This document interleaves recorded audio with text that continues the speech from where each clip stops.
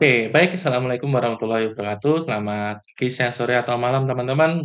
Kesempatan hari ini kita akan membahas terkait dengan sikap, gitu ya. Nah, sebenarnya bagaimana kita mempersepsikan lingkungan sekitar kita, gitu ya, dan tentu saja kita akan memberikan label pada penilaian kita tersebut, gitu ya. Ya, ini adalah bagian juga sedikit banyak terpengaruh dengan eh, chapter sebelumnya, yaitu terkait dengan bagaimana kita berinteraksi di dalam kelompok atau misalkan keterkaitan peran kelompok dalam perilaku kita sehari-hari. Oke, untuk sikap ini kan kita kan bahas terkait dengan beberapa hal ini gitu ya, serta pembentukan sikap, terus kemudian kapan sikap mempengaruhi perilaku, bagaimana sikap membimbing perilaku, persuasi gitu ya, sebuah seni untuk memengaruhi, menolak persuasi ataupun disonansi kognitif. Oke, selanjutnya sikap gitu ya.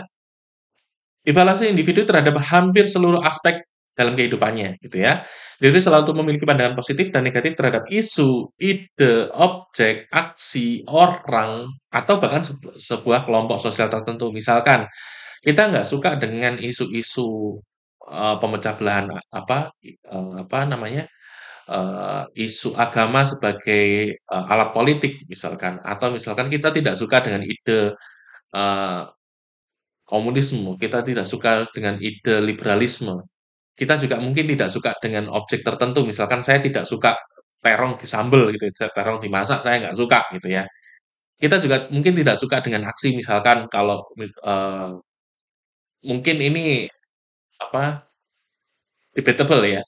Misalkan saya nggak suka dengan eee, apa adu sound misalkan karena merusak rumah gitu ya. Terus kemudian saya juga tidak suka misalkan Eee, apa, menerbangkan balon ke udara ketika setelah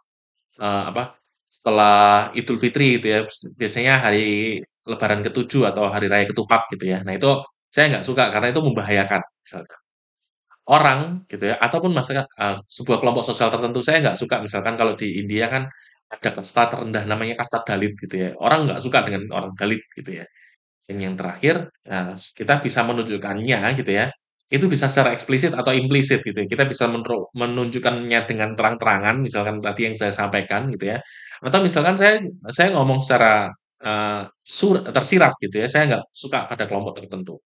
Nah, kapan kita memutuskan gitu ya, kapan kita akan menggunakan eksplisit, implisit gitu ya, apakah kita akan menyampaikan itu atau tidak, ya sebenarnya berkaitan dengan memperkirakan gitu ya, konsekuensi di masa mendatang dari aksi kita saat ini. Kalau misalkan hasilnya positif gitu ya, maka kita akan ya bisa saja menunjukkan kesukaan misalkan. Kita bisa tunjukkan secara eksplisit. Tapi kalau misalkan kesukaan kita itu akan apa ya, penyesalan gitu ya untuk, eee, regret not acting gitu ya. Nah, kita juga bisa bisa cenderung untuk ya kita berperilaku kalau misalkan kita, eee regret itu menyesal gitu ya untuk tidak melakukan sesuatu aksi, berarti ya kita akan punya perilaku aksi yang berbeda juga. Nah, mungkin teman-teman bisa tes ini ya, ambil tes untuk implicit aptitude test gitu ya, tes asosiasi implisit gitu. Ini cek aja di laman ini, implicit.harvard.edu gitu ya. Teman-teman bisa pilih kondisi-kondisi tertentu gitu ya. Saya menggunakan preferensi otomatis yang moderat untuk gemuk dibandingkan orang kurus. Nah, ini kalau kita punya penilaian negatif terhadap orang gemuk gitu ya, ya kita akan muncul, lebih tinggi yang mana ini misalkan, dibandingkan orang gemuk, terus kemudian yang kuat preferensi yang kuat gitu ya. Jadi ya saya fine-fine aja, saya senang gitu ya. Ini kondisinya 25. Ini ada beberapa macam teman-teman, ada yang warna kulit, ada yang, gemuk kurus, ada yang pilihan politik sih itu ada ya. Tapi mungkin teman-teman bisa lihat aja sendiri secara langsung gitu ya. Nah, bagaimana kita membentuk sikap gitu ya? Ada kalau kita pakai teori-teori lama gitu ya, kita akan pakai classical conditioning gitu ya, mengaitkan unconditioned stimulus dengan conditioned stimulus. Jalur classical conditioning ini juga bisa bisa langsung maupun tidak langsung. Bahkan ya sikap kita itu tidak sadar dipengaruhi. Apa yang kita lihat sekilas bisa jadi sangat mempengaruhi sikap kita gitu ya, dan ya ini banyak digunakan dalam dunia advertising. Misalkan contoh gitu ya, kita, unconditioned stimulus merupakan stimulus yang netral gitu ya, sedangkan conditioned stimulus merupakan, sikap positif. Misalkan kita punya sikap yang positif terkait dengan anggun gitu ya, Nah, unconditioned stimulusnya pentin. Kita nggak mungkin kalau orang nggak tahu pentin gitu ya, atau kita tidak membangun perspektif positif tentang pentin, atau misalkan ya pandangan saya, ya semua sampo sama aja, tapi karena ada anggun yang positif, maka pentin juga pasti positif, gitu. Nah ini, ada juga kondisi yang, kita direct sama indirect dalam melakukan conditioning gitu ya. Kalau direct secara langsung, ya kita kaitkan dengan, apa, kondisi-kondisi yang ya simpel, sederhana gitu. Nah, eee, sebenarnya tanpa kita sadari pada kasusnya, anggun dan pentin ini gitu ya, ya kita melihat bahwa ini terjadi subliminal conditioning. Jadi kita tidak secara sadar betul kita menjadi target iklan gitu ya. Nah, mungkin kalau yang Shopee gitu ya, ini siapa ya? Nah, ini di Malaysia teman-teman aku nggak paham artis Korea juga nih, gitu ya. Misalkan nih. Nah, kondisinya seperti ini, apa namanya, ada artis terus kemudian blak-blakan ngomong, "Oke, ada kantong belanja, berarti kamu harus diminta belanja, ada logo S," gitu ya, berarti logonya Shopee. Nah, seakan-akan ya udah, ini ada artis yang belanja di Shopee, maka kamu juga harus pakai Shopee gitu ya. Nah, kalau yang, apa, eee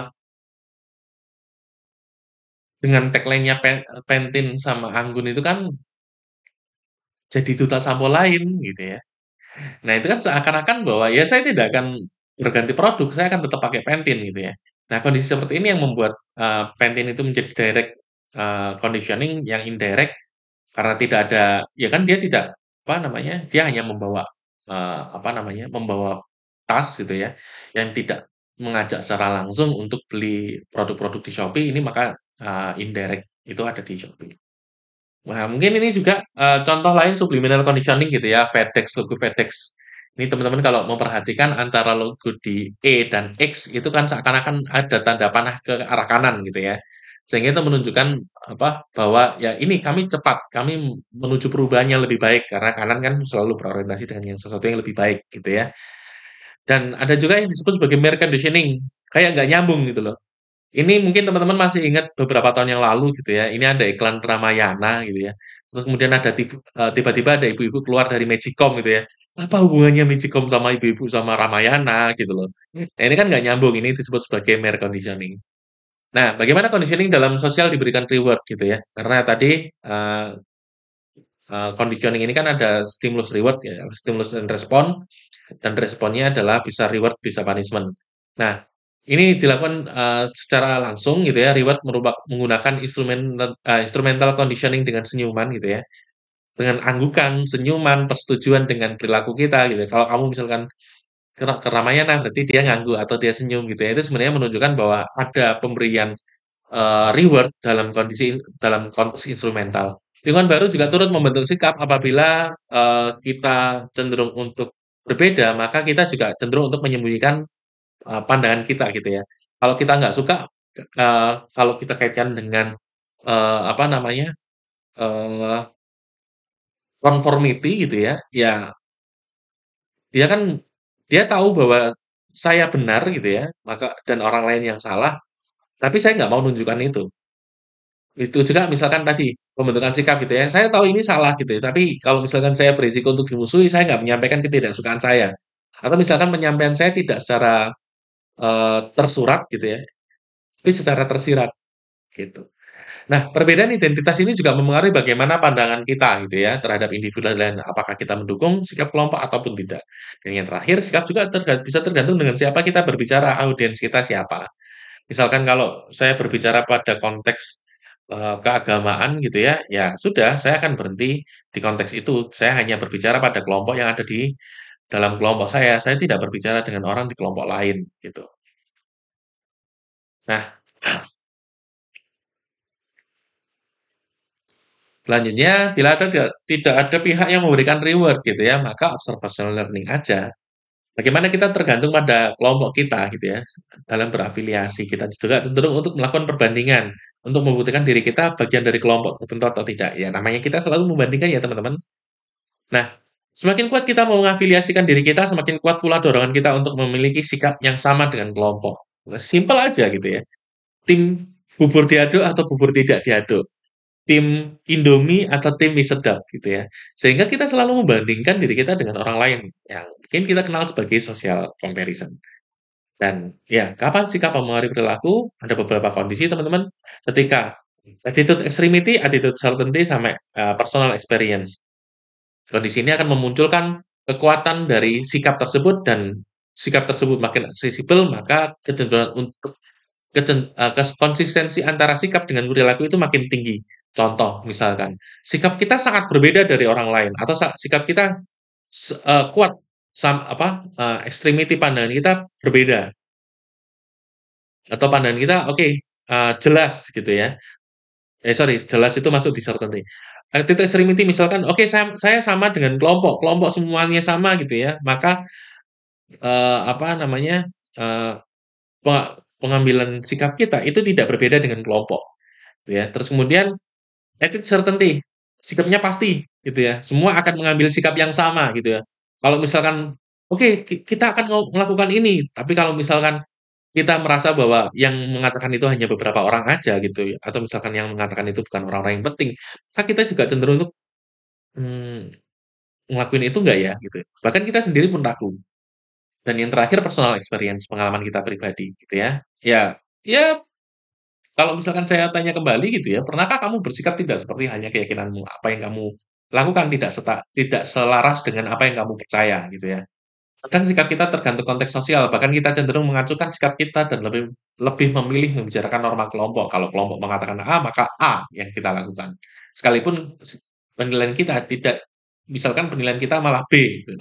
Tapi ya udah kita buang sikap B kita, kita cenderung untuk A. Karena apa ya? Kita ngikutin norma kelompok. Ingat, conformity itu besar banget gitu. Nah, selain itu seberapa kuat sikap turut mempengaruhi perilaku. Nah, ketika kita ini ya teman-teman, kita, menggunakan norma kelompok, kita mengacukan norma pribadi kita, ini yang disebut sebagai pluralistic ignorance. Nah, bagaimana sikap mengarahkan perilaku? Ada beberapa cara. Yang pertama, melalui proses berpikir gitu ya, theory of planned behavior, dan dieksekusi melalui implementation plan. Makanya kalau misalkan, dalam pandangan ini tidak ada yang namanya, khilaf gitu ya, tidak ada yang namanya, eee terpengaruh oleh hal-hal lain gitu ya, nggak ada ceritanya. Yang ada adalah, ya udah kalau kamu adalah, eee, merencanakan perilakumu adalah sesuatu yang kamu rencanakan gitu ya, dan kamu berpikir dari situ sehingga tidak ada yang namanya kebetulan. Dan yang kedua ada yang spontan. Bagaimana sikap kamu terhadap emak-emak yang nyerobot antrian tiket kereta gitu ya, ya yang muncul pasti pertama kali adalah marah atau misalkan nyolot gitu ya. "Bu, belakang!" Gitu ya. Atau misalkan kalau kalian santai kereta kereta lokal misalkan, ya udah mungkin kalian, "Ya udah deh," gitu ya. Persuasi, nah tadi ketika kita punya sikap tentu saja kita bisa bisa juga mengubah sikap kita. Kita bisa mengubah sikap kita sendiri ataupun kita dipersuasi oleh orang lain, kita dibujuk oleh orang lain, kita diiklanin oleh orang lain untuk mengubah sikap kita. Nah, bagaimana persuasi akan sukses? Pertama terkait dengan siapa yang menjadi komunikator. Komunikatornya bisa dipercaya nggak? Secara fisik menarik nggak? Makanya kalau teman-teman perhatikan gitu ya, beberapa posisi yang sifatnya adalah sales atau penjualan atau orang yang berusaha menarik minat orang gitu ya. Maka yang terjadi adalah, ya kita berupaya untuk mencari orang-orang yang secara fisik menarik, karena itu mereka lebih mudah untuk membuat orang jadi convert, gitu. Mereka lebih mudah mempersuasi orang lain. Komunikatornya dapat dipercaya, misalkan kalau kamu ngomongin tentang gadget gitu ya, ya mungkin kamu lebih percaya David Gadgetin daripada misalkan saya gitu yang ngomong, kamu lebih percaya sama David gitu ya. Isi pesan tidak langsung ingin mengubah sikap, jadi soft selling ya, kalau misalkan tapi saya ini di Indonesia itu hard selling semua, gitu ya. Soft selling mungkin kalau misalkan di film-film Korea gitu ya, yang, artisnya pakai HP Samsung gitu ya, mereka nggak mau pakai Line ini gitu ya, enggak, mereka menunjukkan, oke mereka pakai Samsung gitu ya, atau misalkan pas ngangkat telepon mereka buka HP flip gitu ya, HP lipat, terus langsung diarahin gini kan sebenarnya itu soft selling jatuhnya. Dan persuasi menimbulkan rasa takut, mungkin ini sebenarnya tidak terlalu efektif juga sih sebenarnya kalau misalkan kita perhatikan perokok gitu ya. Itu kan ada gambarnya yang, bolong dan sebagainya itu sebenarnya tidak menunjukkan dengan apa, tidak terlalu sukses gitu ya. Di beberapa kondisi ya bisa saja sukses sih, misalkan, eee, ngebut benjut gitu ya. Kalau kamu ngebut di sini kamu akan dipukulin gitu ya sama warga. Nah itu bisa saja takut sih gitu. Nah, dalam proses persuasi ada 2 cara gitu ya, ada peripheral, ada sentral sistematik. Kalau peripheral heuristik, berarti dia pakai peripheral itu pinggir ya teman-teman ya. Kalau dia pakai perifer, ya kalau kita sistem sistem otak kita kan kalau yang otomatis kan lewat pinggir bukan lewat tengah gitu ya.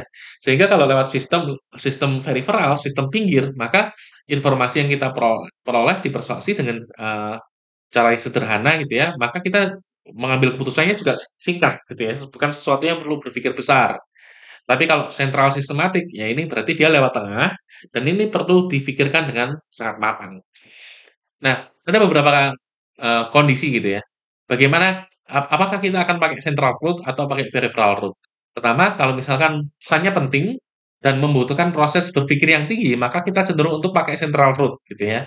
Kita mengambil keputusan dengan ya apa cara yang lebih berhati-hati gitu ya, berdasarkan informasi-informasi yang ada dan sikap kita berubah dari argumen yang disampaikan dalam pesan tersebut. Tapi kalau misalkan nggak penting-penting banget, terus kemudian nggak perlu mikir berat, kita akan cenderung untuk pakai referral route gitu ya, melalui proses heuristik dan yang apa, ending-nya adalah bagaimana ini bisa berubah atau tidak, itu dipengaruhi oleh persuasion cues yang memunculkan heuristic processing. Misalkan kalau tadi ya, anggun gitu ya, ya kita langsung ingat pentin. Oke, misalkan kita ngomong nggak usah ngomong anggun dan pentin gitu ya.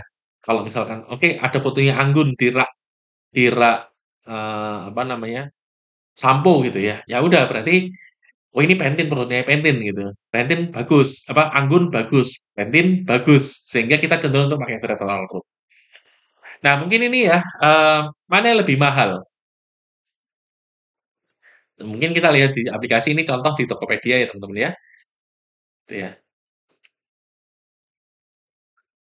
Headset gitu ya. 470 sama-sama ya ini selisih ya 69.000 ya 61.000 60.000 lah kita katakan 60.000 gitu ya ZS6 ZS5 gitu ya. Nah, kalau misalkan kalian punya pikiran untuk beli headset gitu ya, buat teman-teman yang apa namanya, audiophile gitu ya, orang-orang yang fokus sama audio, mungkin nominal ini tergolong, rendah, tergolong murah gitu ya.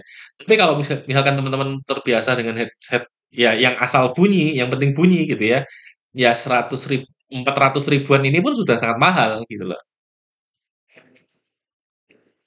Tentu saja ketika kita membicarakan persuasi, kita juga bisa menolak persuasi loh teman-teman. Tapi ada beberapa kondisi gitu ya, atau beberapa cara. Yang pertama, reactance. Kita kan cenderung menolak gitu ya, kita kan cenderung cenderung kontra dengan informasi yang berusaha kita sadar bahwa ini akan kita menjadi korban, persuasi gitu ya. Ketika kita merasa kebebasan kita sikap, terancam gitu ya, protes ini akan muncul. Sorry, tadi yang tadi forewarning ya teman-teman. Kita apakah akan menjadi objek persuasi dan yang ketiga ada selective avoidance gitu ya. Kecenderungan mengarahkan sikap kita menjauhi menjauhi hal yang dipersuasi. Nah ini juga, simalakama sih teman-teman sebenarnya persuasi ini sendiri. Karena kalau misalkan proses, eee, menghindari persuasi ini bisa saja muncul karena kita memang, eee, nggak suka, tapi makin nggak suka, gitu. Kita justru makin membenci gitu ya. Misalkan kalau saya itu film Habibie Ainun, ada Coklatos gitu ya. Masalahnya Habibie Ainun itu kan di tahun 70 80-an, bukan di tahun 2000-an gitu loh. Di mana Coklatos itu ada. Coklatos minuman pun baru ada di tahun 2000 berapa? 2007, 2008 gitu ya. Di awal-awal itu mereka nggak jual minuman, mereka jual wafer roll gitu loh misalkan. Terus kemudian tiba-tiba muncul bahwa minuman Coklatos misalkan. Ya ini makin nggak suka gitu loh, gitu. Nah, terkait itu maka kita bisa saja mengingat bersifat kontra untuk menegakkan keyakinan. Tiap orang juga memiliki preferensi metode persuasi yang beda-beda, gitu ya. Dan terakhir, orang yang ego depleted cenderung susah untuk menolak persuasi. Ego depleted ini kan kita kesulitan untuk mengontrol self kita ya. Sekali lagi karena kita hidup di eh, kondisi sosial, maka kita juga punya kecenderungan untuk apa ya? Ada normal kita menggunakan topeng sosial tertentu dan kita berupaya untuk mengaturnya kan. Nah, kondisi-kondisi seperti ini yang membuat kita kelelahan. Nah, ego depleted ini kalau kita biasanya sore-sore kita sibuk, apa, eee, bukan carmuk ya, lebih ke arah kita sibuk menata self kita untuk sesuai dengan aturan yang ada gitu ya. Ya, kalau sore-sore udah capek belanja, kilap teman-teman, cenderung kita untuk sulit untuk menolak persuasi. Selanjutnya ada disonansi kognitif. Nah, ini ya, mungkin kondisi ini juga ada di pandangan kognitif gitu ya. Kondisi di mana perbedaan antara sikap dan perilaku kita gitu. Nah, disonansi bisa terjadi karena paksaan yang minimal untuk melakukan hal yang bertolak belakang dan keyakinan yang kita miliki. Disonansi juga dapat terjadi ketika terlibat dalam attitude discrepant behavior. Jadi antara sikap dan perilakunya berbeda ya, teman-teman. Ada disonansi kognitif gitu. Semakin kuat ataupun alasan ataupun rewardnya, maka semakin rendah pula perubahan sikap yang mungkin terjadi. Jadi kalau misalkan kita cenderung konsisten kok teman-teman.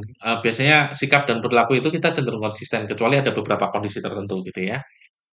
Nah,